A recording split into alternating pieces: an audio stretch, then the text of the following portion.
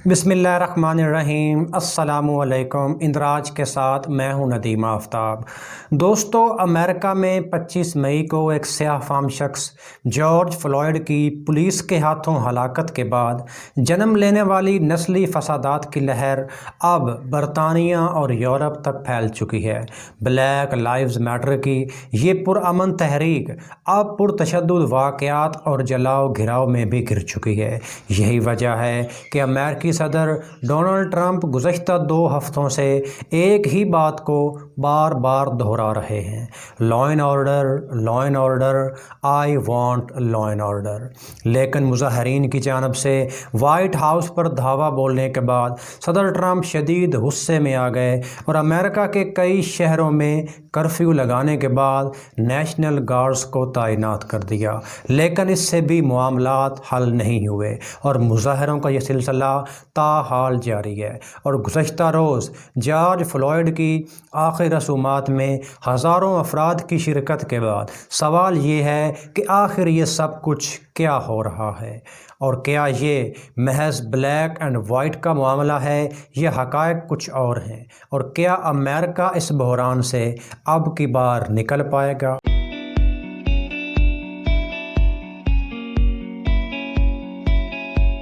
तोड़ फोड़ या जलाओ घिराव है। ये एक रद्द अमल है एक स्याह फाम शख्स की पुलिस के हाथों हलाकत का, और इसको एक मूवमेंट जिसका नाम ब्लैक लाइव्स मैटर है इसको लीड कर रही है। उसी की कॉल पे अमेरिका में मुज़ाहरे शुरू हुए जो अब दुनिया भर में फैल चुके हैं। जायज़ा लें तो मालूम होगा कि ब्लैक लाइव्स मैटर नामी ये तहरीक 2013 में कायम की गई थी, जिसका बुनियादी मकसद ये था कि अमेरिका में मुकीम स्याह फामों के हुकूक़ की बात की जाए। और अब अमेरिका में सिचुएशन ये है कि 50 से ज़ायद शहरों में इस वक्त कर्फ्यू नाफिज है, वहाँ पे नेशनल गार्ड्स तैनात कर दिए गए हैं। इसके अलावा जो अहम शहर हैं जिस तरह से कि न्यूयॉर्क और वाशिंगटन वगैरह, वहाँ पे अमेरिकन मिलिट्री भी गश्त कर रही है। इसके अलावा दुनिया में मुख्तलिफ़ हिस्सों में भी इसी जैसे एहतजाज हो रहे हैं, जिस तरह से कि लंदन में, पेरिस में और स्पेन के दारुल हुकूमत मैड्रिड में। अब हम इस चीज़ का जायज़ा लेते हैं कि क्या ये महज ब्लैक एंड वाइट की बहस है या मामला कुछ और है। तो ये बात जहन में रखिए कि अमेरिका में ब्लैक एंड वाइट की बहस बहुत पुरानी है। इसी बेस पे अमेरिका में सिविल वॉर हुई, इसी बेस पे अमेरिका में सिविल राइट्स की मूवमेंट भी चली, और ये एक लंबी हिस्ट्री है। लेकिन अगर हम इसको एक मुख्तसर अंदाज में पेश करें और हम एक अहम जो कह लें कि पॉइंट है अमेरिकन हिस्ट्री का, वो है सदर ओबामा का इंतखाब। उससे बात का आगाज़ करते हैं, क्योंकि जिस वक्त अमेरिका में सदर ओबामा मुंतखब हुए उस वक्त अमेरिका में बहुत सारी आइडेंटिटीज़, बहुत सारी शनाख्तें एट द सेम टाइम पैदा हो चुकी थी। तो उस वक्त शायद अमेरिका के लिए ज़रूरी हो चुका था कि कोई ऐसा शख्स आए जो अमेरिका में सारे लोगों को, सारी कम्युनिटीज़ को, हर किस्म के जो कह लें कि मूवमेंट्स हैं उनको साथ लेकर चले। और उसके बारे में आप कह लें कि सदर ओबामा का जो इंतखाब है ये एक मुस्तहसन फ़ैसला था। और उसके बाद सदर ओबामा ने अपने 8 साला दौरे हुकूमत में वो सब कुछ करके भी दिखाया।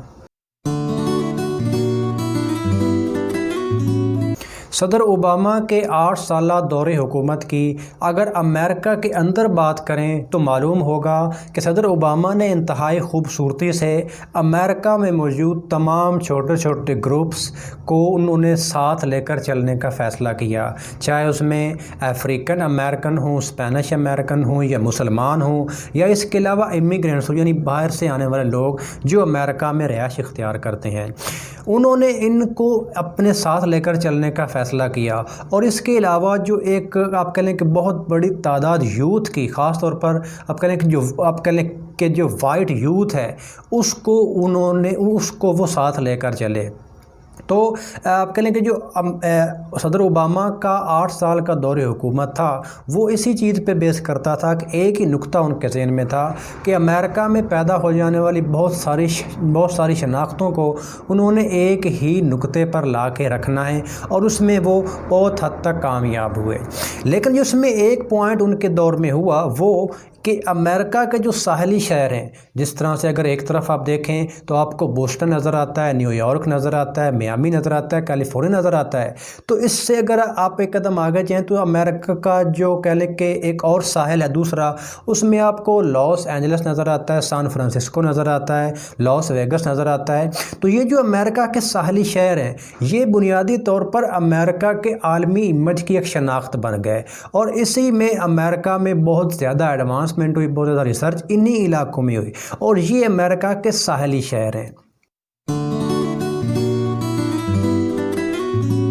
اگر امریکہ کے عالمی امیج کی بات کریں تو اس میں امریکہ نے بہت زیادہ کام کیا، جس طرح پہلے بات کی کہ صدر اوباما کا جو 8 سالہ دور ہے وہ آپ کہیں کہ بنیادی طور پر ایک ہی نقطے پر بیس کرتا تھا کہ انہوں نے سب کو ساتھ لے کر چلنا ہے، اور ان کا یہی پوائنٹ عالمی سطح پر جو امریکہ کے ریلیشنز ہیں اس میں بھی نظر آتا ہے۔ صدر اوباما نے اقوام متحدہ میں بہت کام کیا، ان کے بہت سارے اداروں کو رینیو کیا، اور اس کے علاوہ ایران ہو گیا، سعودی عرب ہو گیا، یا اس کے علاوہ جو مشرق وسطیٰ کے دیگر ممالک تھے ان کے ساتھ امریکہ نے اپنے تعلقات کو بہتر کیا، جس سے اس بات کا تاثر ملا کہ صدر اوباما عالمی سطح پر جو امن ہے اس میں بہت زیادہ ایکٹیو نظر آ رہے ہیں۔ یہی وجہ ہے کہ 2009 میں ان کو امن کا نوبل پرائز بھی دیا گیا۔ اس کے علاوہ امریکہ کے جو کہہ لیں کہ جاپان کے ساتھ ریلیشن، چین کے ساتھ یا بھارت کے ساتھ، تو اس میں آپ کہہ لیں کہ امریکہ نے ان ممالک کو بہت زیادہ رعایتیں دیں، اور ایک قسم کا امیج یہ ملتا ہے کہ امریکہ نے ان کو تعمیر کیا، وہاں پہ بہت بھاری انویسٹمنٹس کیں، ان کو عالمی سطح پر بہت زیادہ رعایتیں دیں۔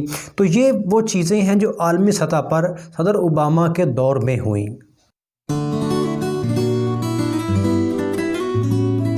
لیکن آپ کہہ لیں کہ صدر اوباما کا جو 8 سالہ دور حکومت، اس طرح پہلے بات کی کہ اس میں جو امریکہ کے ساحلی شہر ہیں ان میں تو بہت زیادہ کام ہوا، بہت زیادہ ریسرچ ہوئی، اور وہ امریکہ کی شناخت بن گئے۔ تو اسی عرصے میں جو آپ کہہ لیں کہ مڈل امریکہ ہے، جو بیچ والا امریکہ ہے، وہ بہت زیادہ آپ کہہ لیں کہ اگنور ہوا یا نیگلیکٹ ہوا۔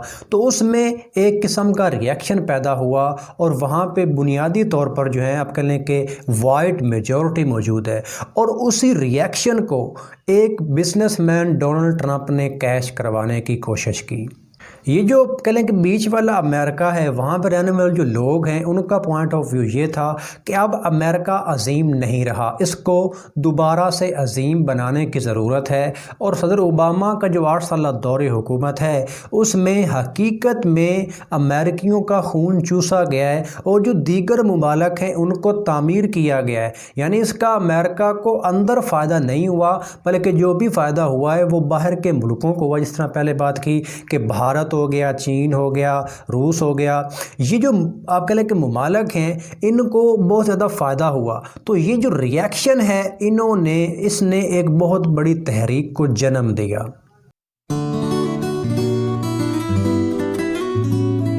اور اس تحریک کو یا اس موومنٹ کو یا اس ریئیکشن کو ایک 72 سالہ شخص نے کیش کروانے کی کوشش کی۔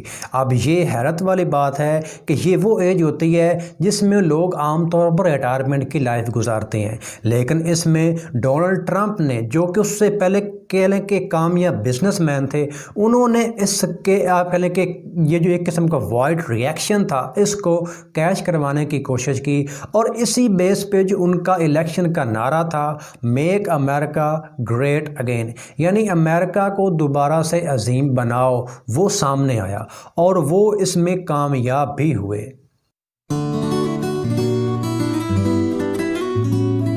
ان کی اگر الیکشن کیمپین کی بات کی جائے تو وہ بنیادی طور پر جارحانہ سیاست پہ آپ کہہ لیں کہ یقین رکھتے تھے. ان کی سیاست، ان کے انداز آپ کہہ لیں کہ بہت زیادہ جارحانہ نظر آتا تھا، اور وہ کسی بھی جو پوائنٹ ہے اس پہ ان کا ایک واضح سٹینڈ ہوتا تھا. یا وہ کوئی کام ان کے ہاتھ سے ہوگا یا کوئی کام نہیں ہوگا.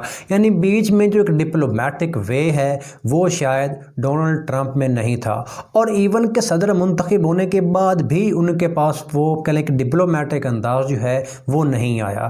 یہی وجہ ہے کہ ان کے حلف اٹھانے کے بعد بہت سارے اقدامات امریکہ کے اندر اور امریکہ سے باہر جو امریکہ کی خارجہ پالیسی ہے اس میں ایسے نظر آتے ہیں کہ شاید ڈونلڈ ٹرمپ نے وہ جو بیچ والے امریکہ کا جو ایک وائٹ حصہ ہے اس کو انہوں نے بہت ہی خوبصورت اور اچھے انداز میں اپنے حق میں استعمال کر لیا ہے.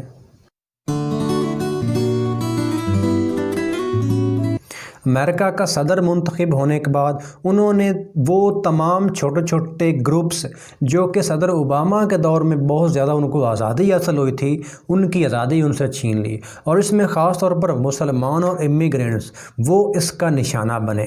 اس کے علاوہ عالمی سطح کی اگر بات کی جائے تو صدر ڈونلڈ ٹرمپ نے اقوام متحدہ کو بھی غیر اہم کر دیا، جس کی ایک حالیہ مثال اقوام متحدہ کے ادارے WHO کے ساتھ امریکہ کے ریلیشنز کا خاتمہ ہے. پہلے امریکہ نے ان کی فنڈنگ روکی اور اس کے بعد بطور ملک اس ادارے سے اپنے تعلقات بھی ختم کرنے کا اعلان کر دیا. لیکن ڈونلڈ ٹرمپ کے اقدامات یہیں پہ ختم نہیں ہوتے، بلکہ اس کے علاوہ انہوں نے بہت سارے ممالک پر سفری پابندیاں عائد کر دیں. اس کے علاوہ انہوں نے کہنے کہ میکسیکو کی جو سرحد کے ساتھ دیوار بنانے کے کام کا آغاز بھی کر دیا، اور ساتھ ہی اسرائیل کے ساتھ تاریخی تعلقات کا آغاز بھی انہی کے دور میں ہوتا ہے. اور ساتھ میں جو سب سے اہم پوائنٹ ہے وہ یہ کہ انہوں نے آتے ہی ایران کے ساتھ 2015 میں کیا جانے والا جوہری معاہدہ جو تھا اس کو یک لخت ختم کر دیا. حالانکہ بہت سارے ممالک نے اس کو روکنے کی کوشش کی کہ یہ معاہدہ برقرار رہے،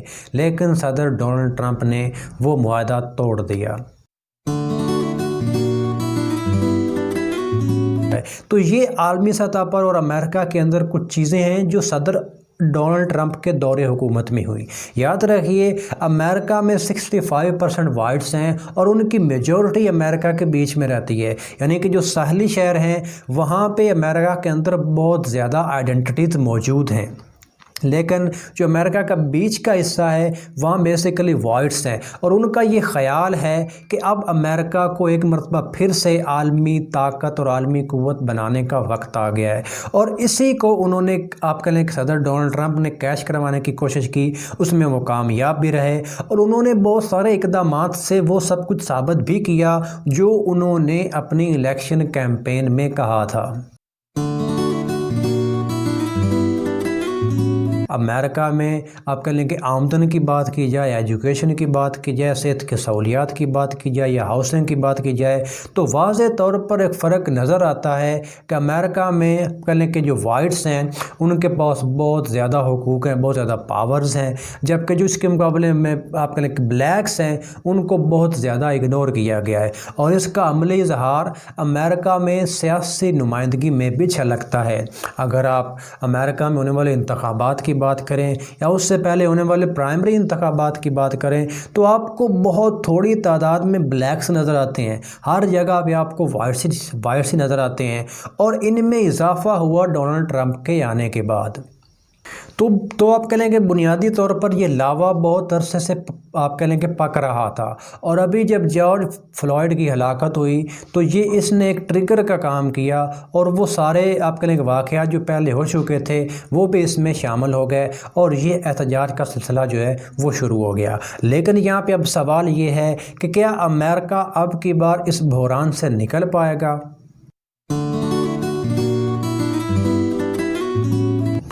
تو اس سوال کا جواب ڈھونڈنے کے لیے ہمیں تھوڑا سا واپس جانا پڑے گا 1968 میں. 1968 میں بھی کچھ ایسے واقعات ہوئے جس کی بیس پہ امریکہ میں احتجاج اور مظاہروں کا سلسلہ شروع ہو گیا. تو اس کے بعد امریکہ اس سچویشن سے نکل آیا. تو یہ عین ممکن ہے کہ اب کی بار بھی امریکہ اس سچویشن سے نکل آئے. کیونکہ اس کے پیچھے بہت ساری وجوہات ہیں. 1968 میں جو واقعات ہوئے اس وقت شاید امریکہ کے پاس وہ سب چیزیں بھی نہیں تھیں جو کہ آج ہیں۔ فار ایگزامپل آج امریکہ کے پاس ایک مضبوط اکانومی ہے، یعنی ان کی معیشت آج بھی دنیا میں نمبر 1 ہے۔ اس کے علاوہ ان کے پاس ایک اسٹرانگ قسم کی ملٹری ہے، اور یہ آپ کہہ لیں کہ وہی امریکہ ہے جس نے دنیا کو مائکروسافٹ دیا، ایپل دیا، امیزون دیا، فیس بک اور ٹویٹر جیسی چیزیں آپ کہہ لیں کہ یہ امریکہ میں ہی ہوئی۔ تو امریکہ کے اندر ایک قسم کا پوٹینشیل ہے۔ اس کے علاوہ جو ان کا ریسرچ ورک ہے، چاہے وہ آپ کہہ لیں کہ بایو سائنس ہو یا سوشل سائنسز ہو، تو امریکہ کی جو سوسائٹی ہے، جو امریکہ کا معاشرہ ہے، وہ البتہ بہت ساری شناختوں میں منقسم ہے، لیکن اس کا مطلب یہ ہرگز نہیں کہ امریکہ سچویشن سے نکل نہیں سکتا۔ امریکہ کے اندر یہ پورا پوٹینشیل موجود ہے، چاہے ڈونلڈ ٹرمپ موجود رہیں یا نہ رہیں، امریکہ سچویشن سے نکل آئے گا۔ لیکن ایک بات طے ہے، اس کا اثر اسی سال ہونے والے انتخابات میں واضح طور پر نظر آئے گا۔ اگر تو ڈونلڈ ٹرمپ یہ الیکشن آپ کہہ لیں کہ اس میں ان کو کامیابی حاصل ہو گئی، تو شاید یہ جو چیزیں ہو رہی ہیں ان میں ایک قسم کا مزید اضافہ ہو، کیونکہ ڈونلڈ ٹرمپ کا انداز جو ہے وہ بہت زیادہ جارحانہ ہوتا ہے۔ لیکن یہ بات عین ممکن ہے کہ امریکہ کچھ ہی عرصے کے اندر اس سچویشن سے نکل آئے۔ تو اس سے متعلق اگر آپ کے ذہن میں کوئی سوال ہو تو وہ آپ پوچھ سکتے ہیں۔ دس از ندیم آفتاب سائننگ آف۔ اللہ حافظ۔